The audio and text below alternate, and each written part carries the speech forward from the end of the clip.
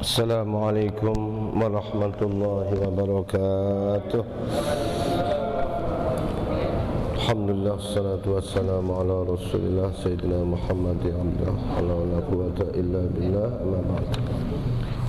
Muhtaramin, saya hormati para asatidzah, Ustaz Fatani, Ustaz Haji Arsad, para sepuh, khususnya Bapak Haji Samsuar, yang mudah-mudahan kita semuanya adalah senantiasa mendapatkan ridha dari Allah Subhanahu wa taala.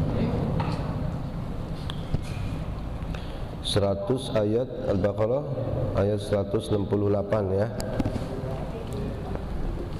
Ya ayyuhan nas,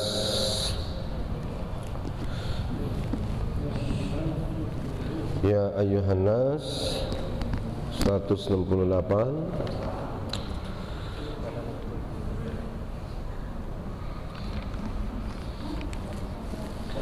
أعوذ بالله من الشيطان الرجيم. أعوذ بالله من الشيطان الرجيم. بسم الله الرحمن الرحيم. بسم الله الرحمن الرحيم. يا أيها الناس كلوا مما في الأرض حلالا طيبا.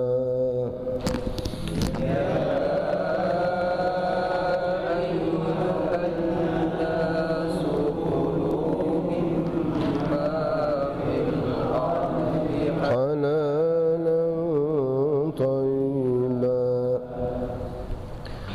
كلوا مما في الأرض حلالا طيبا ولا تتبعوا خطوات الشيطان.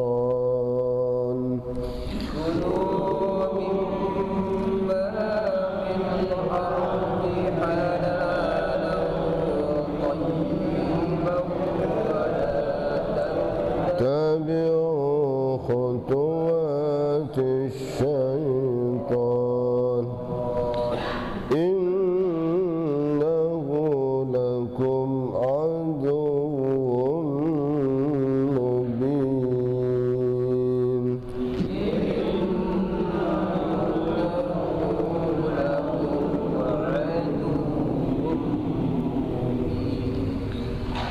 إنما يأمركم بالسوء والفحشاء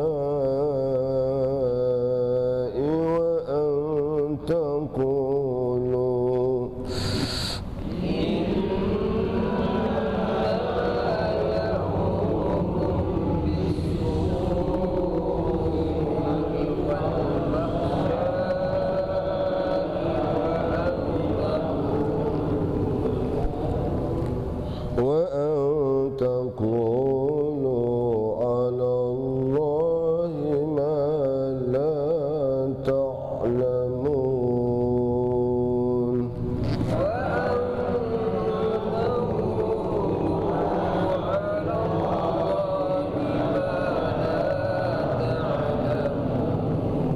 صدق الله العظيم.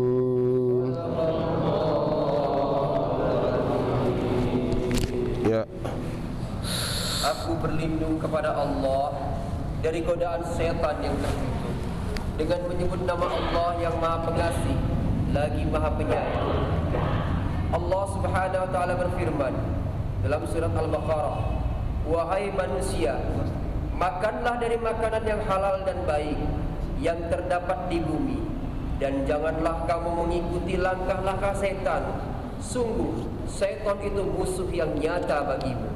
Sesungguhnya setan itu hanya menyuruh kamu agar berbuat jahat dan keji, dan mengatakan apa yang tidak kamu ketahui tentang Allah. Maha benar Allah dengan segala firman-Nya." Baik.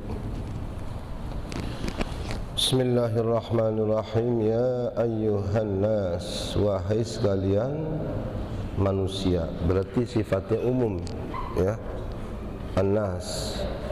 Nanti pada ayat adalah salah ayat selanjutnya secara khusus itu pada ayat 172. Itu bukan ya ayuhan nas, tapi ya ayyuhalladzina amanu. Nah, ini tentu kita harus semakin paham ini, ya. Syahrul Ramadan alladzi unzila fihil Qur'an hudal linnas. Tapi nanti Quran itu khusus, ya kan? Dzalikal kitabul la raiba fi hudan lil muttaqin. Berarti khusus. Jadi kalau nas berarti umum. Ya ayyuhan nas kulu mimma fil ardi halalan thayyiba.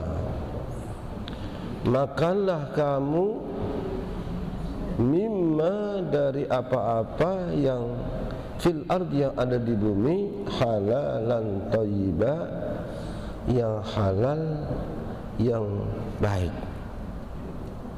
Wala tattabi'u khutuwatis syaitan, dan janganlah kamu mengikuti langkah-langkah syaitan.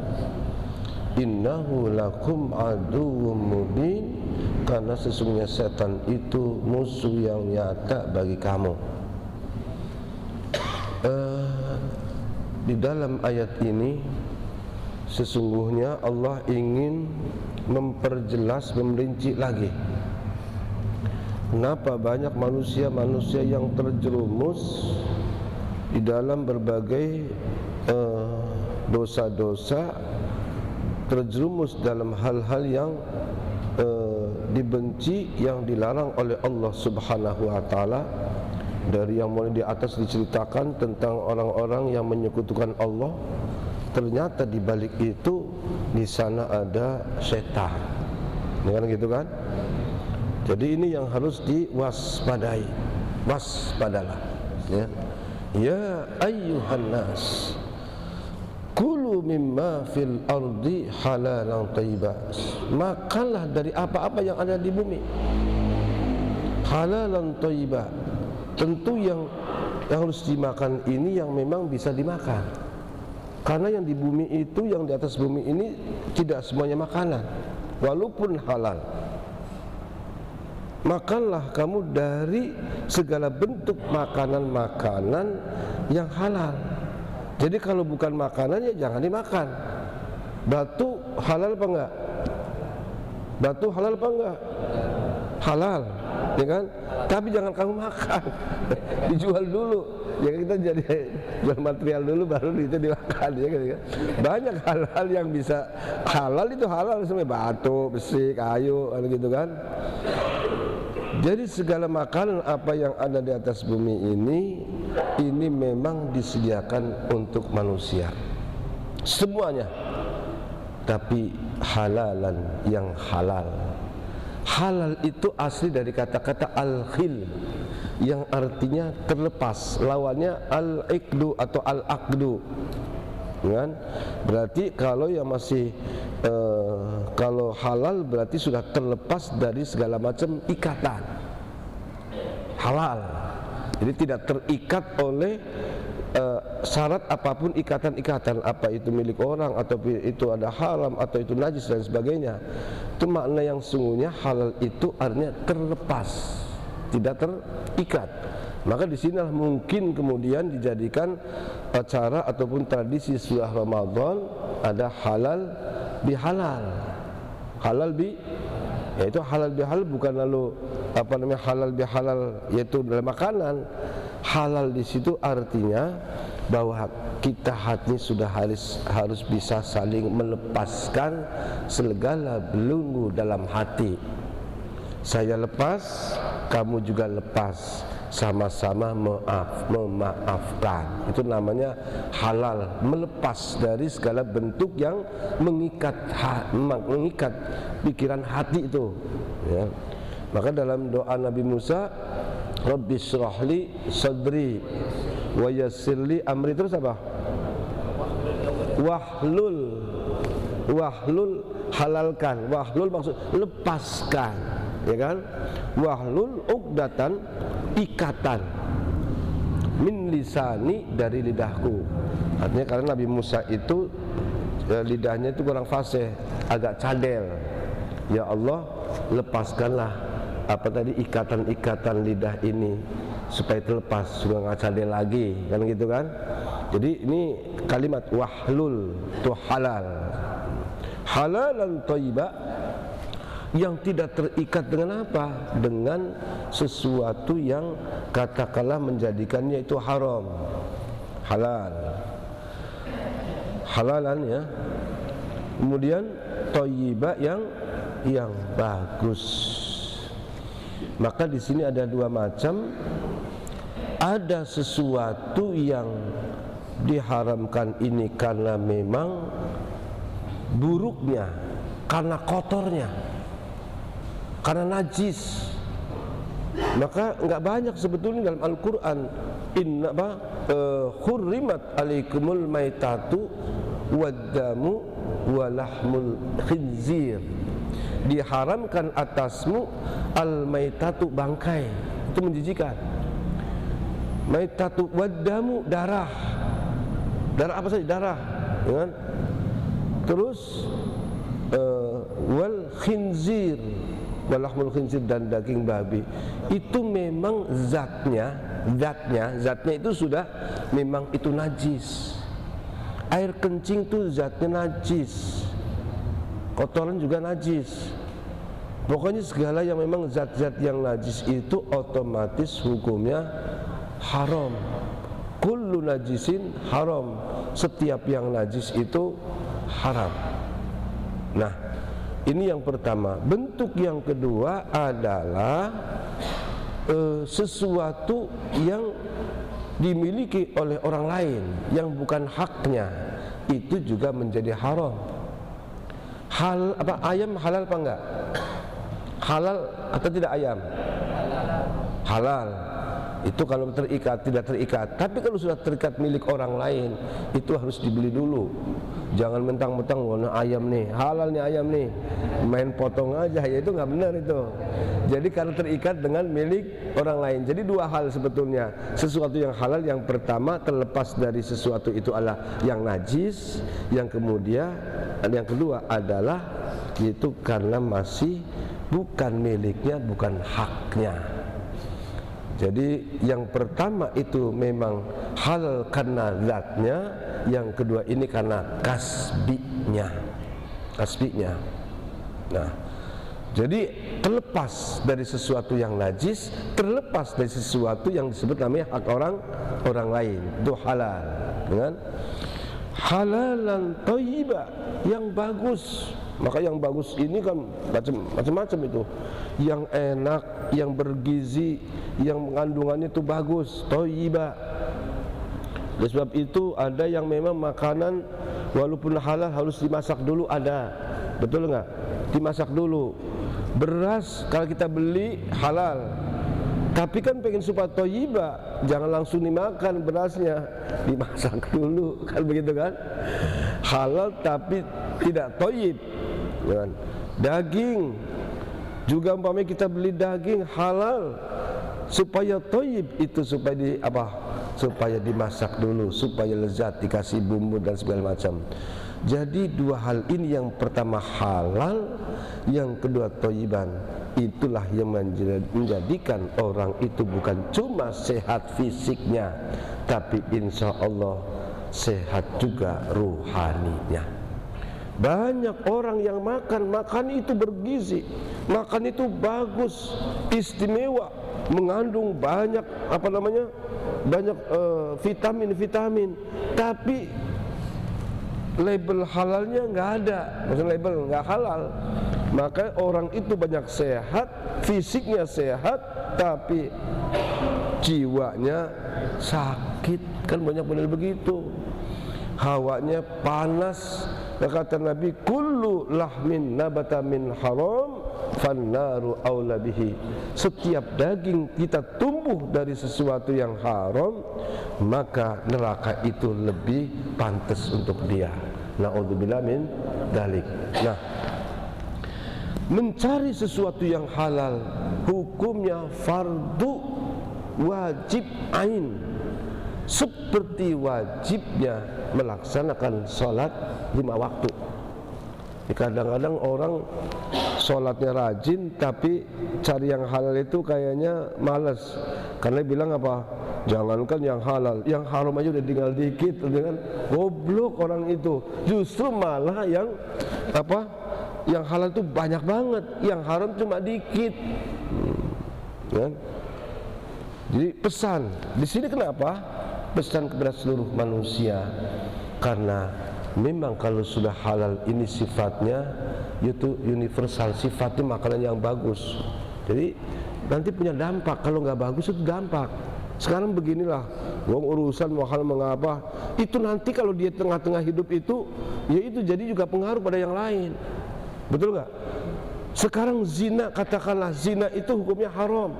Lalu jangan mengatakan lah zina gua zina sendiri, ya kan? Barang-barang sendiri gua, kenapa lo jadi urusan?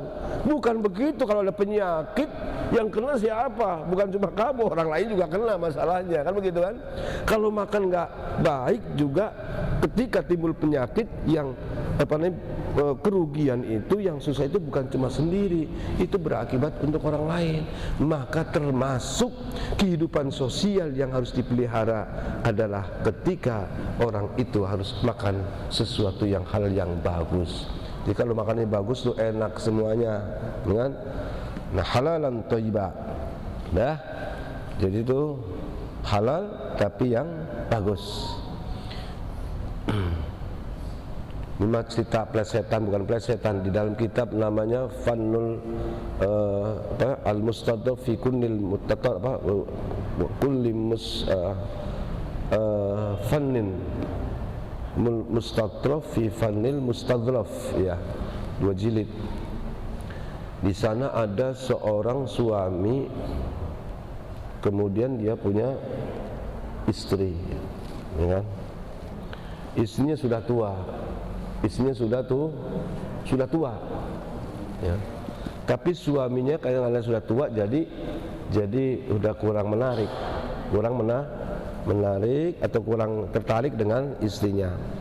Maka dia pun berselingkuh dengan orang lain yang lebih muda. Ketahuan sama istrinya. Apa saya tidak cukup? Kata istrinya, saya ini termasuk wanita yang halalun thayyibun, halal juga bagus. Tapi istrinya nggak marah begitu. Kenapa cari yang nggak halal? Saya ini sudah istrimu yang halal yang thayyib. Kata suami jawabnya gampang aja, kamu itu halal tapi ghairu thayyib, katanya. Tapi kamu halal tapi ghairu thayyib. Tapi yang satu thayyib tapi ghairu halal, ya kan? Wala tattabi'u khutuwati syaitan, janganlah kamu mengikuti langkah-langkah syaitan. Jadi langkah setan itu jurusnya banyak, pintunya juga banyak. Pintu-pintu setan itu banyak, langkah-langkahnya juga banyak. Dari sesuatu lihat orangnya. Kalau orang alim ini, dia pun strategisnya, langkahnya harus tepat, ya kan? Jadi lihat-lihat orangnya. Jangankan kita manusia biasa, jangankan orang alim kiai, apa? Wa kadzalika ja'alna likulli nabiyyin syayatinal insi wal, para nabi juga ada itu setannya, masih harus menghadapi. Jadi memang kehidupan itu tidak bisa lepas daripada ini. Nah, langkah-langkahnya itu banyak di sini, khutuwat. Bisa yang pertama menggoda manusia itu untuk katakanlah menyembah selain Allah. Kalau orang yang ngerti, enggak, betul kan? Enggak akan mengikuti. Kalau dia sudah menggoda melalui dosa besar, nanti dia menggoda melalui dosa yang kecil. Kalau dosa yang kecil ternyata juga setan tidak mampu, maka melalui sesuatu yang halal. Nah, ini hati-hati. Loh, Emang bisa setan itu menggoda melalui sesuatu yang halal? Iya ya halal. Katakanlah umpama sate, ya kan? Kita boleh beli, duitnya halal, satenya halal, tapi apa? Digoda, Mas. Kalau cuma 10 tusuk itu nggak cukup, itu masih muda, 20 lah, kasih 20. Supaya apa? Supaya begitu makan kekenyangan, ya kan? Kalau sudah kenyang itu berarti fudul. Fudul itu sudah berlebihan. Berlebihan itu termasuk sudah disebut namanya israf, ya kan? Kulu washrabu wala tusrifu. Makanlah dan minumlah, tapi jangan berlebihan. Innallaha la yuhibbul musrifin. Kalau sudah berlebihan termasuk nanti ada yang sebut juga apa namanya, mubadzir. Innal mubadzirina kanu ikhwanas syayatin, ya kan? Wana syaitan, saudaranya setan. Jadi berlebihan, halal sih halal, tapi berlebihan, akhirnya apa? Setan masuk. Betul. Maka nanti ketika kita puasanya sudah bagus, nahan lapar, nahan haus bagus, begitu buka setan datang, Mas, ini koloknya masih mantep ini nih. Ini lihat cendol tuh yang enak banget ini, wah, ditawarin ini, tawarin itu. Apa yang dipikiran, apa yang ketemu pada waktu siang itu, diingat lagi, ada minumannya macam-macam, ada cendol, ada cadil, ada apalagi itu kopi, belum lagi susunya. Begitu masuk apa? Waktu maghrib, semuanya tersedia di hadapan. Minum ini, bikin itu, terus makan, belum makannya. Mau sholat maghrib, susahnya bukan main. Keberatan. Boro-boro mau sholat tarawih, perutnya udah kenyangan, kan begitu kan? Kena di situ. Hati-hati. Di situ kadang saya tentu ngomong seperti itu tuh di antara adalah khutuwatis syaitan. Dulu cerita dalam banyak kitab, seorang yang rajin ibadah berzikir di masjid. Hari-hari itu terutama tahajudnya, dia datang ke masjid itu 2:30, datang sampai subuh, bahkan sampai sholat duha. Rajin orang itu. Kemudian setan datang, ya kan, menyaingi ibadahnya. Kalau orang ini dia datang 2:30, setan ini nggak tanggung-tanggung, nggak pernah keluar masjid. Nginep di masjid, sholat, zikir terus, apa saja dibaca. Setiap orang ini datang ke masjid, siapa ini? Saya pikir saya yang paling hebat di sini, ternyata di sana ada yang lebih jauh lebih hebat dari saya. Perhatikan terus, akhirnya tanya, Mas, dari mana Mas? Oh, saya dari sini aja. Kok bisa begitu? Saya pengen sebetulnya itu ya zikirnya bisa panjang lagi, tapi kenapa ya kok ada ngantuk, ada begini? Oh, itu ada rahasianya. Ada rahasianya. Ya. Terus saja paksa. Lama-lama orang ini tadi kayaknya nggak puas. Tolong ajarin saya lah, saya berguru lah kalau bisa, biar saya bisa seperti apa yang kamu lakukan itu. Oh, baik. Tapi ini harus dilaksanakan. Memang pahit. Apa sih?